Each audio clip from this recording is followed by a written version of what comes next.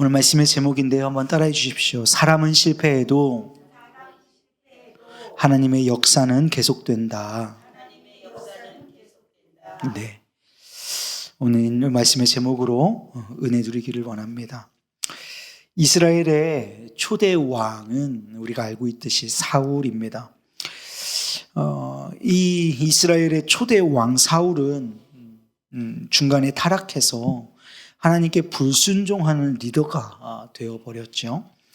사울은 처음에는 왕으로 자신이 지목당했을 때에는 모인 무리들의 짐들 사이에 숨어서 들키지 않으려고 나 같은 자가 어떻게 왕이 될 수 있어? 라는 생각으로 짐들 사이에 숨어 있을 정도로 겸손한 사람이었습니다. 하지만 사울이 왕이 된 후에 이제 하나님으로부터 버림을 받게 되는 결정적인 장면들이 등장을 하게 되는데요. 이렇게 교만했던 사람이었던 사울이 오늘 3가지 정도로 제가 정리해서 여러분들과 말씀을 나누기 원하는데요. 첫 번째로 사무엘상 13장에 보면 전쟁을 앞두고 사무엘이 와가지고 전쟁에 나가기에 앞서서 제사를 드려야 하는데, 예배를 드려야 하는데 약속된 시간에 사무엘이 오지 않으니까 사울이 제사장을 대신해서, 사무엘을 대신해서 자기가 직접 제사를 드리게 되죠. 그냥 드렸다가 아니라 이것은 자신이 제사장의 직을 대신할 수도 있다라고 하는 교만함에서 비롯된 일이기 때문에 사울이 그만큼 교만하여졌다는 것을 우리에게 보여주는 장면입니다. 그토록 짐들 사이에 숨어서 왕의 제목이 아니라고 숨어 있었던 그가 내가 제사장도 대신할 수 있어 라고 하는 마음을 가지게 되는 교만함으로 이르게 되는 것이 33장 말씀이 되는 거예요. 그러니까 첫 번째는 교만하여서 제사장직을 수행했던 일이 한번 찍혔고요. 첫 번째 일이 되고요. 그 다음에 15장 12절 말씀에 가보면 자기를 드러내기에 급급해요. 그러니까 전쟁에서 마무리가 됐어요. 전쟁에서 승리한 후에 사무엘이 사울을 만나려고 하는데 이게 길갈로 떠나게 되면서 그곳에 자기의 공적비, 승전비를 비석을 세우는 거예요. 하나님께 영광을, 이 전쟁의 승리가 하나님께로부터 말미암았기 때문에 하나님께 영광을 돌리기에도 급급했어야 하는 것인데, 지금 사울은 자신의 공적비, 자신의 승전비를 세우는 것, 그러니까 하나님께 돌려야 할 영광을 지금 누가 취하고 있는 것이죠? 사울 자신이 취하고 있는 것입니다. 이것 또한 교만의 표식일 것 같습니다. 그리고 또한 우리 15장 18절 19절에 보면 하나님께서 아말렉을 쳐서 모든 것을 진멸하라 하셨는데 우리가 다 알고 있거니와 그가 진멸하지 않죠. 좋은 것들을 취해서 자기의 것으로 삼죠. 그리고 나중에 사무엘 선지자가 와서 왜 이렇게 했느냐 그랬더니 하나님께 제사 드릴 때 좋은 것 드리기 위해서 이렇게 했습니다라고 변명한단 말이에요. 그러니까 하나님의 말씀에 철저하게 순종하지 아니하고 자신의 임의대로, 그리고 자신의 이득을 위해서 하나님의 말씀에 불순종하는 모습을 보이게 됩니다. 저는 결정적인 사건들이 이렇게 크게 3가지 사건이라고 보는데요. 이 3가지 사건으로 말미암아서 사울은 안타깝게도 하나님으로부터 버림을 받고 맙니다. 우리는 이 사울에 대해서는 이렇게 타락하게 되고 하나님으로부터 버림을 받게 되는 과정에 대해서는 우리가 묵상하기도 하고 우리가 이렇게 하면 안 되겠다라고도 생각을 하기도 합니다. 근데 오늘은 우리가 사울에게 집중할 것이 아니라 이 사울을 기름 부어 세운 선지자인 사무엘에게 한번 우리의 시선을 가져가 봤으면 좋겠어요. 우리가 다윗을 기름 부어 세운 것이 사무엘이라는 사실을 너무나 잘 알고 있습니다. 그런데 우리가 사울이 타락한 왕이라고 생각하기 때문에 사울에게도 사무엘이 기름 부었었다라는 사실을 간혹 잊어버릴 때가 있어요. 이 사울의 타락은 이스라엘의 초대 왕 사무엘이 처음 기름 부어 세웠던 왕이었던 사울의 타락은 하나님에게 있어서도 마음이 아픈 일이셨겠지만 인간들 중에서는 가장 가슴 아팠던 사람은 아마도 사무엘이었을 것입니다. 자신이 기름 부어 세워서 또한 때로는 자신이 아들처럼 교훈해가며 아들처럼 가르쳐가며 세웠던 왕이 사울이었기 때문입니다. 이 타락함으로 하나님으로부터 버림받은 사울로 인해 큰 충격과 또 아픔 속에 헤매고 있었을 사무엘이 분명합니다. 하나님 어떻게 이런 일을 이렇게 하십니까? 혹은 이 사울에게 한 번 더 기회를 주시면 안 되겠습니까? 그런 말씀이 나오지는 않지만 그런 심정으로 하나님 앞에 나가서 간구했었던 것이 사무엘 선지자의 심령, 때로는 마음, 연약해지고 무너져버린 상태가 아니었을까 하는 생각을 해봅니다. 그런 사무엘에게 하나님은 뭐라고 말씀하시냐면요, 이제 그만 과거의 실패에 붙들려서 오늘을 낙심 가운데 보내지 말라고 말씀하십니다. 지나간 과거, 지나간 실패, 사람으로 말미암아서 당한 너의 그 연약하여진 심령을 이제는 내려놓고 이제는 접어두고 이제 툴툴 털고 일어나서 다시 너의 사명을 붙들고 너는 일어서라, 이렇게 말씀하고 계시는 것이죠. 오늘 우리가 읽은 말씀의 상반절 말씀을 한번 보십시오. 이렇게 말씀합니다. 여호와께서 사무엘에게 이르시되 내가 이미 사울을 버려 이스라엘의 왕이 되지 못하게 하였거늘 내가 그를 위하여 언제까지 슬퍼하겠느냐? 너는 뿔에 기름을 채워가지고 가라. 너는 그를 위하여 언제까지 슬퍼만 하고 있겠느냐? 너는 언제까지 그렇게 주저앉아 있기만 할 것이냐? 너는 언제까지 무너져 내린 그 상태에서 내게 울고불고 매달리기만 할 것이냐? 라고 말씀하고 계시는 거예요. 그리고 뭐라고 말씀하세요? 너는 뿔에 기름을 채워가지고 가라. 너는 너에게 당도한 사명을 감당하라.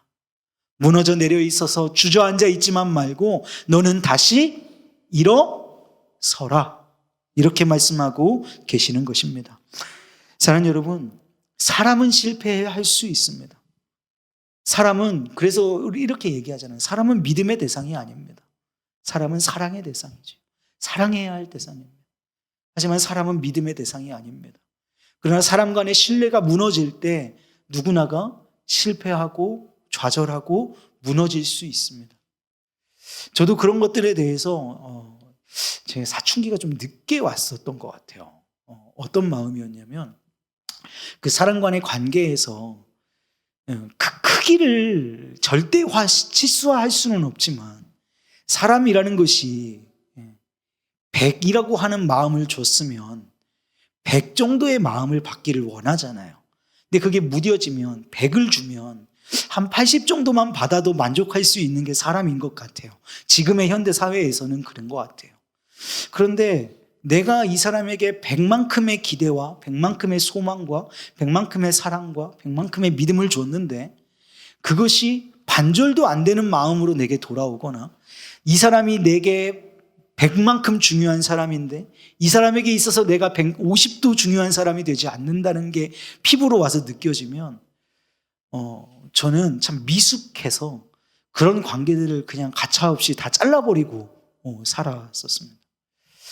그 이유는 제가 나중에 와서 그렇게 미숙한 행동이었지만 왜 그런 행동을 했을까를 생각을 해보면 그런 것들에게서 내가 더 이상 상처받지 않겠다고 하는 뭔가 일종의 방어 기제였던 것 같아요. 그리고 어느 순간 내가 100을 주고 50만 받기 싫으니까 50만 주고 50만 받는 생활, 그게 우리 그리스도인의 공동체 안에서 참 이렇게 완악한 마음인데요. 내가 상처받기 위해서 내가 덜 사랑하게 되는 그런 마음들을 회개하고 돌이키는 기점들이 저에게도 있었습니다. 누구나 그렇게 제가 갖는 것과 같은 또 때로는 여러 타입의 사람으로 인한 상처들을 겪게 되는 경우들이 있을 겁니다. 사람은 실패합니다. 그리고 사람은 믿을 대상이 되지 않습니다. 그러나 하나님은 우리의 믿음의 주이시오 하나님의 비전은 계속됩니다. 사람은 실패하지만 하나님의 비전은 계속되어 간다는 것입니다. 하나님께서는 이렇게 말씀하시는 거예요. 그래, 사울은 실패했어. 하지만 나의 비전은 이어져야 해. 그러니 너는 이제 그만 툭툭 털고 일어나서 다시 시작해. 사랑하는 여러분, 우리도 언제까지고 사람 때문에 받은 상처를 부여잡고 낙담하고 있어서만은 안 됩니다. 기대했던 누군가로부터의 실망으로 주저앉아 계십니까? 때로는 믿었던 사람으로부터의 배신으로 주저앉아 계십니까? 주님은 우리에게 더 이상 낙담하고 있지만 말고 뿔에 기름을 채워 가지고 가라고 말씀하십니다. 예수님의 이름으로 일어나서 툭툭 털고 또 새로운 미래로, 새로운 사명으로 나아갈 준비를 해야 합니다. 아프지 않다는 것 아닙니다. 낙담이 아니라고 하시는 것 또한 아닙니다. 충분히 아프고 충분히 낙담되는 것이 우리의 현실이지만 하나님의 선한 사역을 위해 다시 일어나 사명의 길에 서라고 말씀하시는 것입니다. 다시 한번 말씀드립니다. 하나님의 역사는 사람의 실패 때문에 무너지지 않습니다. 하나님께서는 사무엘에게 이렇게 말씀하십니다. 내가 너를 베들레헴 사람 이새에게로 보내리니 이는 내가 그의 아들 중에서 한 왕을 보았느니라 라고 말씀하십니다. 이새에게로 가라. 내가 그의 아들 중에서 한 왕을 보았다. 여러분 여기서 보았느니라 라고 할 때 이 보았다라는 말을 영어로는요, 내가 이미 선택해 놓았다. 내가 보았다 이 말이 내가 이새의 아들 중에서 왕을 이미 선택해 놓았다라는 말로 해석하고 있습니다. 이 말은 하나님께서 이미 오래전부터 그를 왕으로 삼고자 주목하여 보고 계셨다라고 하는 말이 포함되고 있습니다. 하나님께서는 그 누구도 알지 못했던 새로운 왕을 예정해 놓고 계셨던 거예요. 여러분, 사람은 실패합니다. 그러나 하나님의 계획은 영원합니다. 사람은 무너집니다. 그러나 하나님의 비전은 계속됩니다. 사람은 넘어집니다. 그러나 하나님의 영광은 무궁한 줄로 믿습니다. 하나님의 계획은 계속되고 있는 거예요. 하나님은 이미 한 왕을 보셨고 세우기로 결정하셨습니다. 그런데 우리가 여기서 한 번 더 주목해서 볼 것이 있습니다. 왕을 뽑는 데 있어서 하나님께서는 이스라엘의 첫 번째 왕인 사울에 이어 또 한 번 의외의 선택을 하십니다. 사울이 왜 의외의 선택이냐고 하냐면요, 사울은 이스라엘 12지파 중에서 가장 미약했던 지파 베냐민 지파 사람입니다. 그러니까 첫 번째 왕이 베냐민 지파에서 나온다는 것 자체가 의아한 일인 거예요.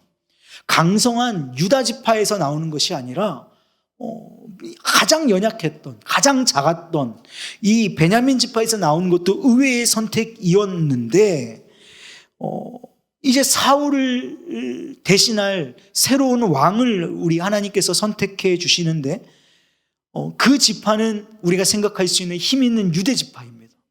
그런데 그 유다 지파이지만 유다 지파의 땅 중에서 지극히 작은 도시인 베들레헴에서 나오게 되는 거예요. 이 베들레헴이 아주 의아한 선택인 것이죠. 하나님이 유다 지파 중에서도 큰 도시가 아닌 아주 작은 총동네인 베들레헴에서 이스라엘의 다음 왕을 선택하셨다는 사실은 우리 사람의 생각으로는 쉽게 납득되지가 않는 선택인 것이지요. 여러분, 다윗은 우리 예수님을 상징하고 우리 예수님을 예표하는 인물입니다. 훗날 예수 그리스도께서도 이 다윗의 자손으로 이 땅에 오셨기 때문에 호적을 하러 이 작은 땅 베들레헴에서 탄생하시게 되는 것이죠. 베들레헴은 다윗의 때나 그리고 시간이 흘러 예수님이 탄생하시던 때나 아무도 주목하지 않는 시골 촌동네였습니다. 이력서에 베들레헴 출신이라고 쓰면 무시당하기 쉬운 그런 곳이었다라는 거예요. 그런데 거기서 다윗 왕이 태어났고요. 그런데 거기서 우리 예수님이 탄생하셨습니다. 여러분, 하나님의 역사는요, 항상 사람들이 잘 주목하지 않는 곳에서부터 시작됩니다. 사람의 생각으로 납득되지 않는 지점에서 하나님은 일하십니다. 오늘 무슨 선한 일이 일어날 수 있을까 생각하는 베들레헴과 같은 이런 생각을 해보았습니다. 그런 베들레헴 같은 우리가 서 있는 바로 이 자리에서 하나님의 일은 시작되는 줄로 믿습니다. 오늘 우리 우왕중앙교회가 또 우리의 처한 삶의 환경이 아무도 주목하여 보지 않는 베들레헴과 같은 삶의 환경이라고 할지라도 하나님의 일은 이런 곳에서부터 우리가 기대하지 않고 소망하지 않았던 여기에서부터 다시 시작되게 되는 줄로 믿습니다. 사랑하는 여러분, 우리가 가졌던 모든 기대와 소망이 무너져 내린 그곳에서 주의 말씀에 순종하여 새로운 사명으로 나아가면 곧 말씀대로 뿔에 기름을 가득 채워서 일어나면 이새의 아들에게로 달려가면 사랑하는 여러분, 하나님은 하나님의 일을 우리가 생각지 못하고 기대하지 못했던 그곳에서부터 시작하실 줄로 믿습니다. 그러므로 여러분, 오늘 다시 일어나시기를 주님의 이름으로 축복합니다. 다시 일어나십시오. 그리고 주께서 보여주시는 사명을 쫓아 다시 나아가실 수 있는 저와 여러분 되시기를 주님의 이름으로 축복합니다. 우리가 서 있는 베들레헴과 같은 오늘 우리의 자리를 통해서 하나님은 하나님의 새 일을 이루실 줄로 믿습니다.